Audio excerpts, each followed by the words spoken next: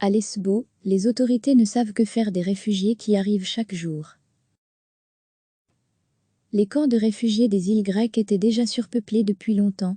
Avec l'arrivée de nouveaux migrants depuis la Turquie, les habitants et les autorités sur l'île de Lesbos, notamment, sont confrontés à un défi chaque jour plus grand.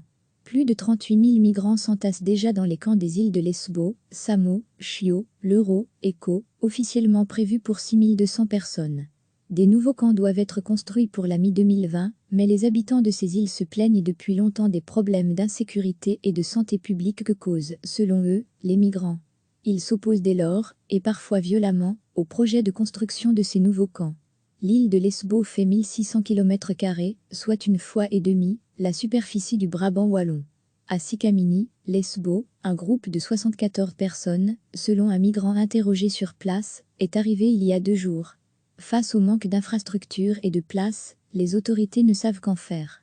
Je ne sais pas ce qui se passe, explique Hussein, un Afghan d'une vingtaine d'années.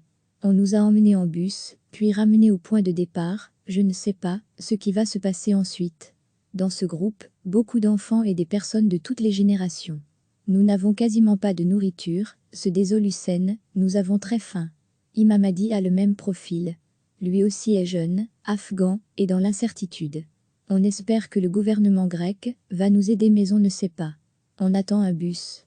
On aimerait aller au village trouver du travail, refaire notre vie. Une perspective qui semble encore très éloignée à ce stade. Recevez chaque matin l'essentiel de l'actualité. Les camps de réfugiés des îles grecques étaient déjà surpeuplés depuis longtemps. Avec l'arrivée de nouveaux migrants depuis la Turquie, les habitants et les autorités sur l'île de Lesbos, notamment, sont confrontés à un défi chaque jour plus grand. Plus de 38 000 migrants s'entassent déjà dans les camps des îles de Lesbos, Samos, Chios, Leuros et Kos, officiellement prévus pour 6 200 personnes. Des nouveaux camps doivent être construits pour la mi-2020, mais les habitants de ces îles se plaignent depuis longtemps des problèmes d'insécurité et de santé publique que causent, selon eux, les migrants. Ils s'opposent dès lors, et parfois violemment, au projet de construction de ces nouveaux camps.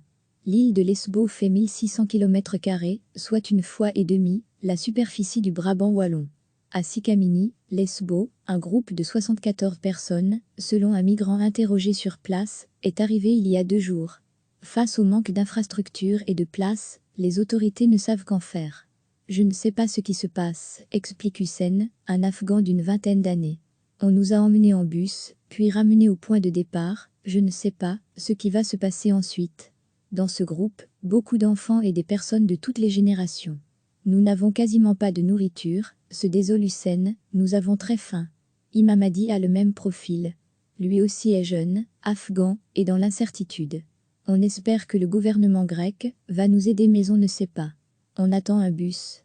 On aimerait aller au village trouver du travail, refaire notre vie. Une perspective qui semble encore très éloignée à ce stade. Cliquez sur s'abonner pour recevoir les dernières nouvelles.